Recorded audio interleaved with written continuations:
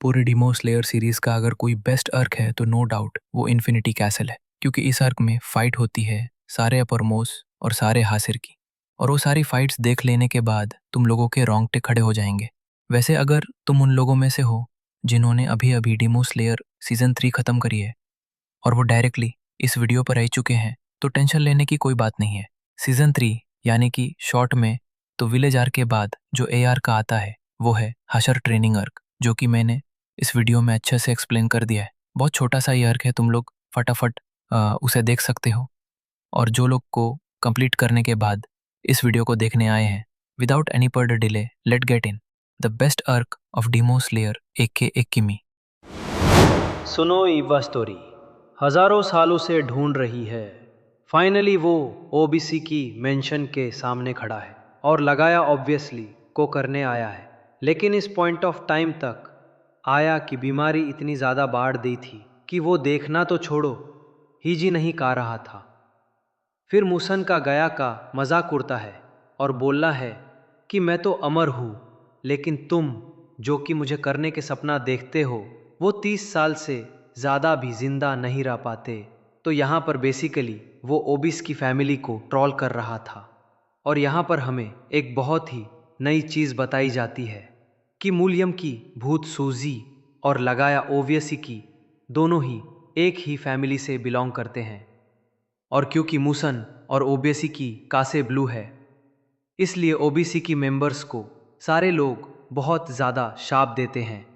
और यही वो कारण है कि ओबीसी के सारे मेंबर्स अपनी पूरी लाइफ को डेडिकेट कर देते हैं सिर्फ और सिर्फ मूलसन की भूतहूजी को करने के लिए, क्योंकि एक तरीके से ये उन्हें की रिस्पॉन्सिबिलिटी है। वो भी ऐसी की फैमिली जो कि करज फैमिली है, उसमें जो भी बच्चा जन्म लेट है आमगुन वो कभी भी 30 साल से ज़्यादा नहीं जी। पता जैसा कि लगाए के साथ हो रहा है, उन सभी को एक बीमारी होती है जिसकी वजह से वो सारे लोग मारे जाते हैं। और इसी श्राप को थोड़ा कम करने के लिए वो लोग प्रीस्ट की बेटी यानी कि पंडितों की बेटी से शादी करते हैं। और ऐसा करने से कुछ हद तक अभी होता है, लेकिन यहाँ पे मुसन को कोई बात तो खटक रही थी, क्योंकि उसे पता था कि लगाया को पता है कि मुसन तो ज़रूर आएगा। तो फिर उसने अपने साथ किसी हस्त्राट को या फिर डिमंस ले प्रोटेक्शन को क्यों नहीं रखा? क्यों वो अकेला बस अपने घर में लेट हुआ है? और मुसन अंगार के अंदर सिर्फ कर लोगों को ही फूल का रहा था, लगाया उसकी वाइफ और उसकी 2 बेटियां, इनके अलावा दूर दूर तक कोई भी नहीं था। फिर लगाया के पूछने पे मुसन बताता है कि वो चाहता है कि वो निज्जू को बाय ले, जिसके बाद वो आराम से सुन के नीचे भी खड़ा हो सकेगा और उसे करने का दूसरा कोई तरीका बचेगा ही नहीं। लेकिन फिर कब आया यहाँ पे बहुत ही बेड है इस तरीके से बोलना है कि मूसन की भूतू जी तुम्हारा सपना सच नहीं होने वाला। यहाँ पे मूसन को बहुत गुस्सा आता है और वो माँ ही माँ में सोचता है कि डेविल्स प्लेयर्स ने हमेशा मेरी नाक में दम करके रखा है और हजारों सालों से ये डेविल्स प्लेयर्स मुझे बस परेशान करने का ही काम करते हैं।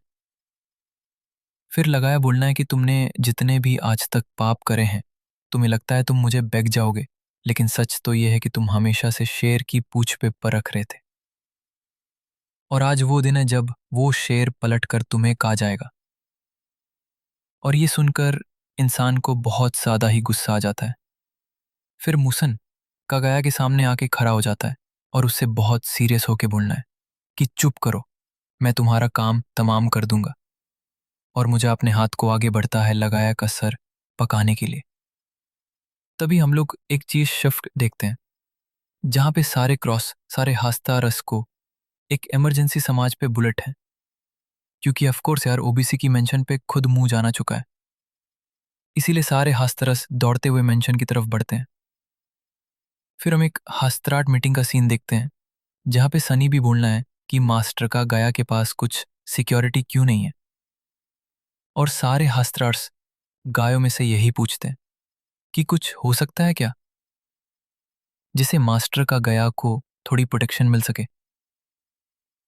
जी पे बोलना है उसे रीजनरेट करने में बहुत दिक्कत हो रही थी, इसलिए वो लगाया और उसके आखिरी मोमेंट को गले हमकते हैं और समझ जाता है कि गगाई ने करने से पहले स्माइल क्यों दी थी। हालांकि इस एक्सप्लोजन में लगाया उसकी वाइफ एएमए ने और उसकी दोनों बेटियां मेरी जाती है।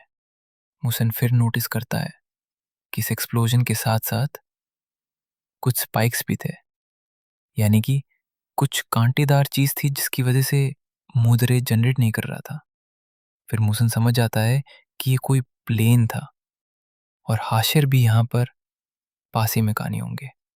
फिर मुसन अपनी बॉडी पर कंसंट्रेट करता है और फटाफट से रिजल्ट होने की कोशिश करता है, लेकिन तभी वहाँ पर फ्लैश सेल आ जाते हैं जो कि एक ब्लू डेमोन टेक्निक है, जिसे बहुत बड़ी बड़ी ब्लैक कलर की ब्रांचेस एक जगह पर समाज हो जाती है और मूस के अंदर घुसते ही वो मूसन को हिलाना से रोक देती है। और जैसे ही वो ब्लैक ब्रांचेस के आर पार होती है, मूसन बिल्कुल हिल नहीं पाता है। फिर मूसन उन ब्रांचेस को ऑब्जर्व करने की कोशिश करने लगता है, लेकिन तभी वहाँ पर एंट्री हो जाती है लेडी तामायो की और वो डायरेक्टली मूसन के पेट के अंदर अपना हाथ घुसा देती है। सन बहुत ही ज़्यादा गुस्से में ये रियलाइज़ करता है कि तामायो किसी ब्लडी मार्ट का यूज़ कर रही है, इस वजह से वो छुपी हुई थी और ये ब्लैक ब्रांचेस भी किसी ब्लडी मार्ट से ही हो रहे हैं। फिर तामायो बड़ी बीट तरीके से बताती है कि जो ड्रग मैंने अभी अभी तुम्हारे अंदर डाला है, वो ड्रग डेमॉन्स को इंसान बना देता है। और सुनते ही कंप्लीटली शॉक्ड वो फिर तामायो से पूछता है कि ये इम्पॉसिबल है। मुसिम्बर बोलती है कि ये इम्पॉसिबल था, लेकिन अब ये पॉसिबल है किसी की मदद से। फिर रान लगती है और बोलती है कि बस वो चाहती थी कि अपनी बीमारी से रिकवर कर ले और अपने बच्चों को बड़ा होते हुए देखें। लेकिन मूसन की बुक्कुजी ने उसकी फैमिली को मार दिया और उसे भी एक डेमॉन बना दिया। मूसन बांसेनता है कि तुम झूठ मत बोलो, तुमने भी बहुत सारे इंसानों को खाया है और सच तो ये है कि इस समय तुम्हें भी बहुत मजा आया है जी। पर तमायो रूठी हुए कहती है कि उसे पता है उसने गलत काम करे हैं, क्योंकि वो डेमॉन बन गई थी, इसलिए उसे इंसानों को नहीं करने वाला। वो वापस से खुद को रीजेनरेट कर ही लगा, लेकिन उस करने का भी एक तरीका है और वो है सनलाइट। तो सारे हंसराज का काम है मूल्यांकन को सनलाइट में लाना और मुजम्मिल को ख़त्म करना।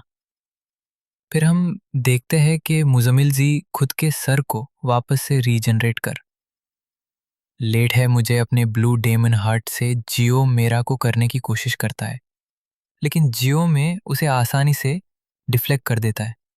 तो अभी वापस सनी में आ जाता है और गुस्से में मुंगजान की तरफ देखकर चिल्लाता है और बोलना है कि फाइनली अब वो मुजान को खुद अपने हाथों से मार सकता है।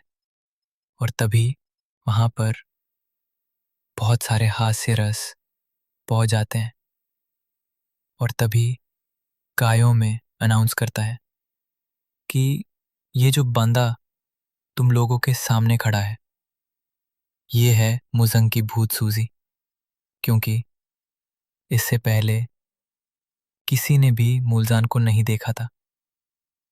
सारे लोग मुजान का नाम सुनते ही शॉक हो जाते हैं और गुस्से में भी आ जाते हैं। तभी तंजीरो जोर से चिल्लाता है मुजान और उसकी तरफ हमला करने के लिए बढ़ता है और उसके साथ ही सारे हाथी राजा अपनी ब्रीडिंग स्टाइल एक साथ यूज करते हैं और मुजाम पर हमला करने ही वाले थे कि तभी जोर से हंसने लगता है और तभी सारे डेमन्स लेयर्स के नीचे कुछ दरवाजे खुला जाते हैं और ये दरवाजे इन्फिनिटी कैसल के थे, ना कि मैं अपनी ब्लू डेमन हार्ट की मदद से सारे हासिर को इन्फिनिटी कैसल में समाज कर लेती है और सारे हंसी रात मुजांग को करने से पहले इन्फिनिटी कैसल में गिर जाते हैं। और तभी तंजीरो बोला है कि आज मैं तुम्हें मार दूंगा। इस तरीके से कहता है कि अगर मार सको तो मार देना। इसके बाद तंजीरो नीचे इन्फिनिटी कैसल में गिर जाता है और उसके नीचे पहुंचने ही कई सारे डेमन्स उसके ऊपर हमला कर देते हैं। लेकिन तंजीरो अपनी वाटर ब्रीदिंग की मदद से सारे डेमन्स को एक ही झटका में ख़त्म कर देता है और वाटर हजरे भी तंजीरो की मदद करता है। दूसरी तरफ हम लोग देखते हैं ओ बुनाई अपनी संपन्न आइनोस्के को, जो कि इन्फिनिटी कैसल के अंदर आ चुका है, और वो बहुत ही ज़्यादा एक्साइटेड है क्योंकि वो अपने नए मूव्स अलग अलग डेमन्स पे ट्राई करना चाहता था। जिसके बाद हम लोग देखते हैं जो कि इन्फिनिटी कैसल में दौड़ रहा था और किसी आवाज़ का पीछा कर रहा था, ये कहते हुए ये जो बंदा है इसे माफ़ नहीं किया जा सकता। इसके बाद हम लोग देखते हैं इंसेक्ट हसीनाओं को, जिसे पासी के रूम में से खून की बदबू आई है। ऐसे ही शिनो उसे गेट को खोलता है। वो देखते हैं कई सारी लड़कियों की लसें एक ही जगह पे बिछी हुई थी और उन सभी के ऊपर बैठा था एक डेमन, जो कि और कोई नहीं अपर रैंक 2 डो था। और तभी शिनोबु को याद आता है कि उसकी बहन ने उसे बताया था कि जी दिमान ने उसे मारा है। वो डेमन अपने सर पे ताज रखना है, लाल कलर के कपड़े पहना है, उसकी आंखें रेनबो कलर की हैं और उसके हाथ में गोल्डन कलर के फैंस भी हैं, जिससे वो समझ जाता है कि उमन नहीं उसकी बड़ी बहन को मारा था।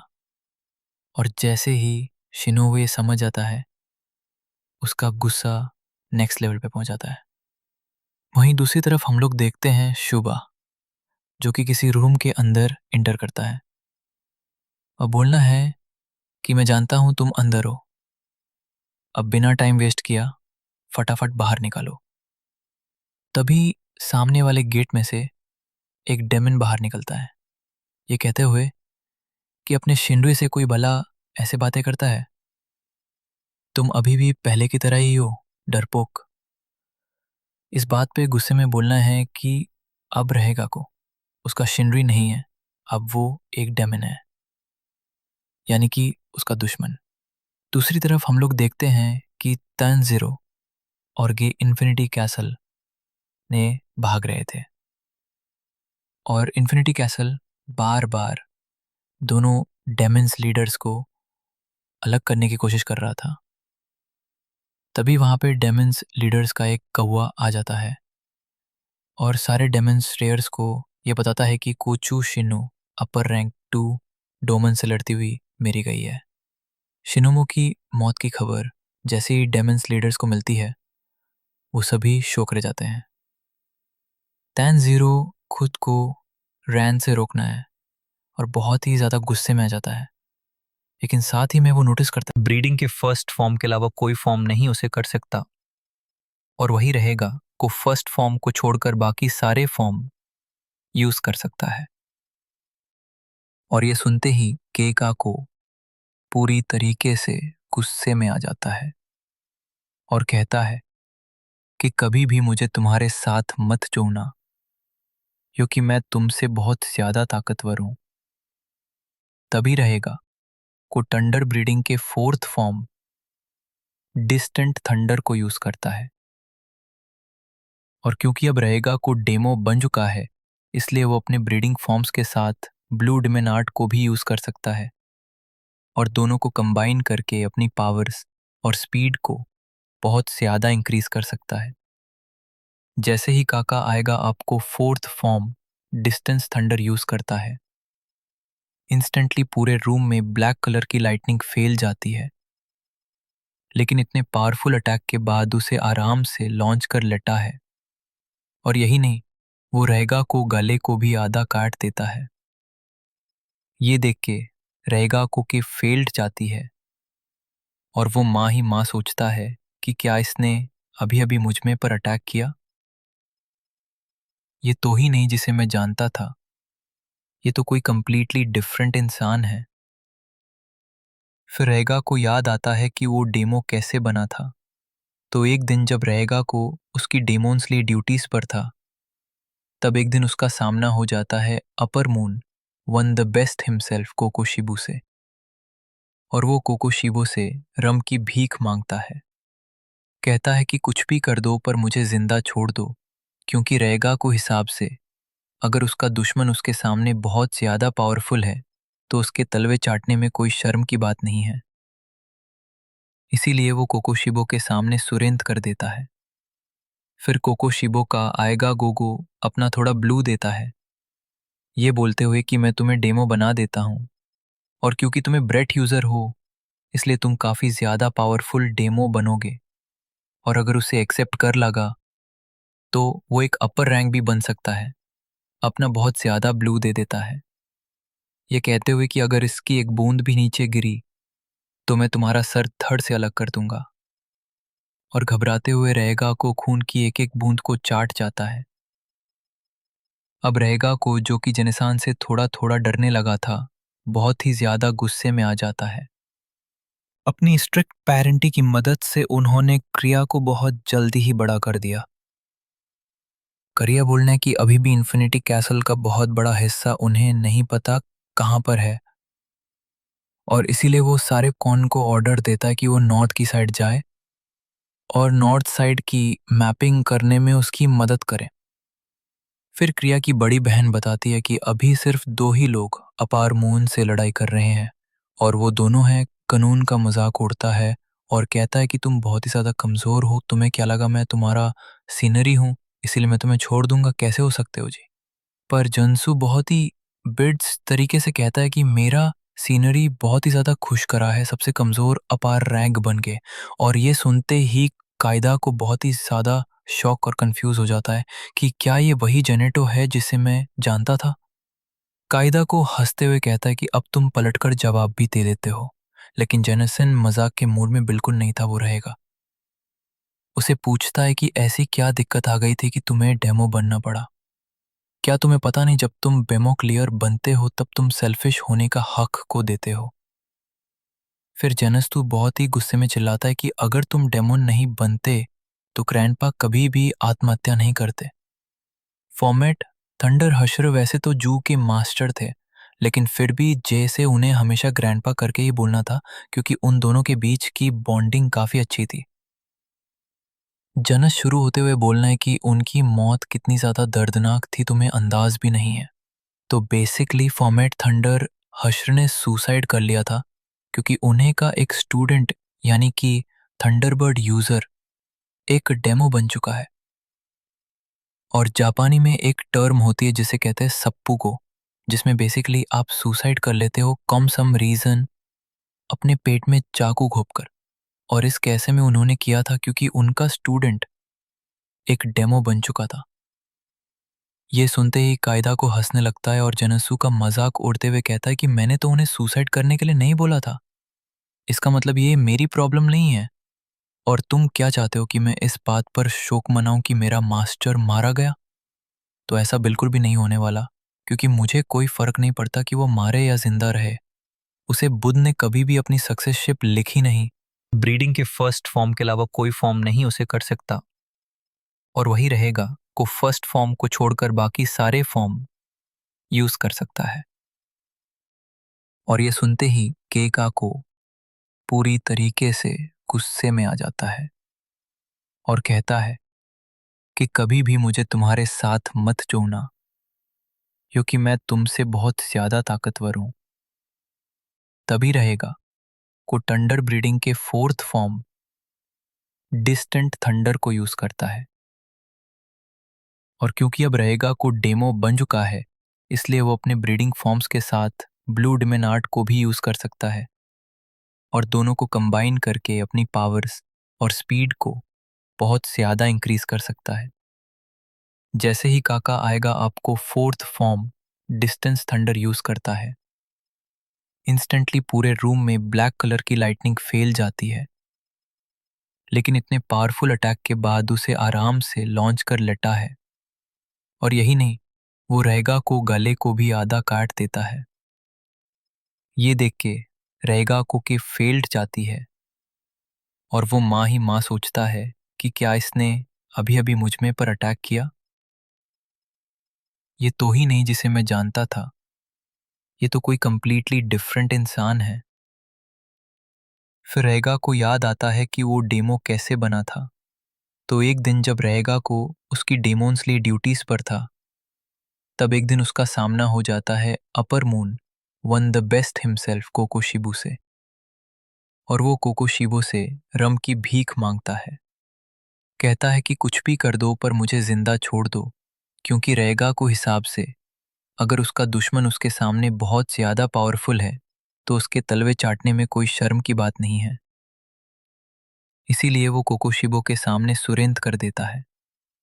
फिर कोकोशिबो का आएगा गोगो अपना थोड़ा ब्लू देता है, ये बोलते हुए कि मैं तुम्हें डेमो बना देता हूँ, और क्योंकि तुम्हें ब्रेट यूज़र हो इसलिए तुम काफ़ी ज़्यादा पावरफुल डेमो बनोगे, और अगर उसे एक्सेप्ट कर लगा तो वो एक अपर रैंक भी बन सकता है। अपना बहुत ज़्यादा ब्लू दे देता है, ये कहते हुए कि अगर इसकी एक बूंद भी नीचे गिरी तो मैं तुम्हारा सर धड़ से अलग कर दूंगा। और घबराते हुए रहेगा को खून की एक एक बूंद को चाट जाता है। अब रहेगा को, जो कि जनिसान से थोड़ा थोड़ा डरने लगा था, बहुत ही ज्यादा गुस्से में आ जाता है। कुछ भी नहीं बोलना। क्योंकि वो पुरानी यादों में खोया हुआ था। तभी खाएगा कि उसका सबसे पावरफुल अटैक उससे करता है thundering six form, electric lightning shower. और इस फॉर्म के साथ वो अपने ब्लू डेमो आर्ट को भी कंबाइन कर देता है, जिससे जैसे ही अटैक यान से इसको हिट करता है डार्क लाइटनिंग, जैनेट से इसकी बॉडी को चीरते हुए बाहर निकाल जाती है। और इस अटैक से यू की बॉडी पे कट सी कट आ जाते हैं और जुक्यू के रूम से नीचे गिरने लगता है। और ऊपर से के का कुछ चिल्लाता है कि कोई व्यक्ति दुश्मनी नहीं थी यान से, बस मैं तुम्हें पसंद नहीं करता था। लेकिन जेनेतु के दिमाग में अभी भी फ्लैशबैक ही चल रहा था, जब मास्टर जी गुरु जेंसू को दाते हुए बोलते हैं कि कुछ सीखो कायदा को से। फिर से माँ ही माँ सोने लगता है कि मुझे हमेशा से पता था कि मैं कभी भी एक हसीना नहीं बन पाऊंगा, लेकिन मुझे पूरा यकीन था कि एक ना एक दिन रहेगा कीको तो हासिस बन ही जाएगा। वो जानता था कि रहेगा कीको उसे बिल्कुल पसंद नहीं करता है, लेकिन फिर भी अंदर ही अंदर हमेशा उसके रेस्पेक्ट करता था। और रहेगा क्योंकि बिल पावर से इंप्रेस होकर हमेशा कायगा कुछ ऐसा बनना चाहता था। फिर जीव उसकी मास्टर मांगता है और कहता है आई एम सॉरी, यहाँ से गए का कीको और मेरे थे अलग हो चुके हैं।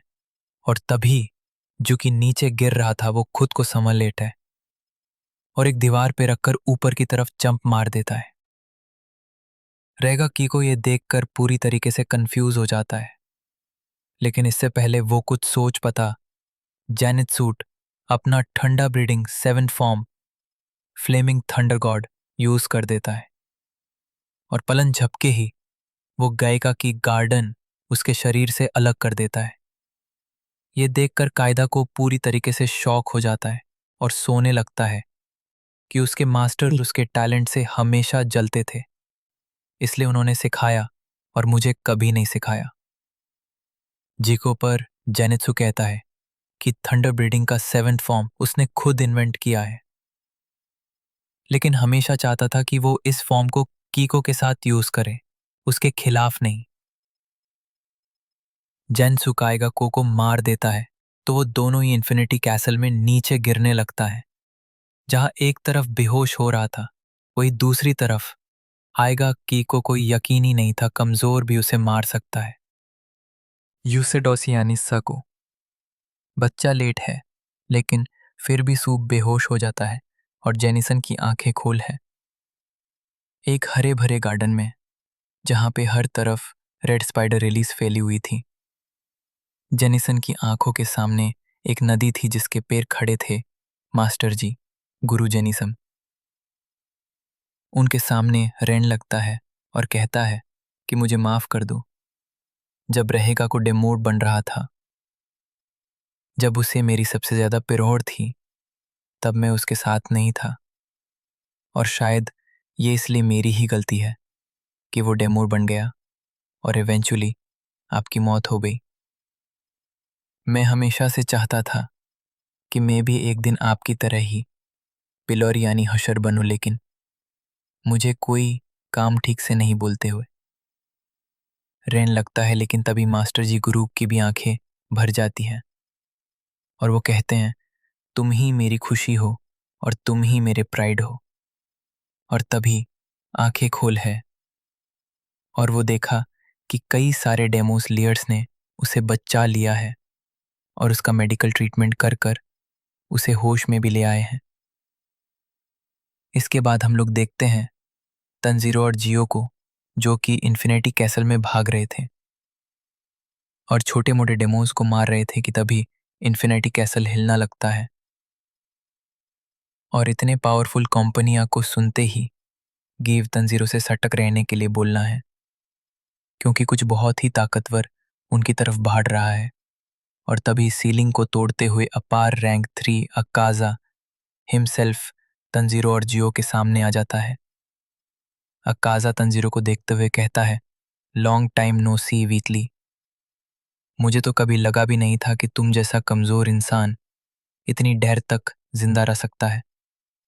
और तंजीरो भी अक्काजा को देखकर गुस्से में था, जिसके बाद पूरे इन्फिनिटी कैसल आर्ट की one of the best fight शुरू हो जाती है और इसी पैनल के साथ ये वीडियो भी खत्म हो जाती है। आई नो कि तुम लोग सोच रहे थे मैं पूरे इन्फिनिटी एसएलआर को एक साथ ही एक्सप्लेन कर दूंगा, बट पूरा इन्फिनिटी कैसा लगा इतना ज़्यादा बड़ा है कि उसे एक वीडियो में पूरी तरीके से करना लगभग इम्पॉसिबल है। मतलब वीडियो की लेंथ 3 से 4 घंटे की हो जाएगी और ऑब्वियसली तुम लोग इतनी बड़ी वीडियो को नहीं देखोगे। इसलिए मैंने इन्फिनिटी कैसलर को इसके बाद 3 पार्ट्स में डिवाइड कर दिया।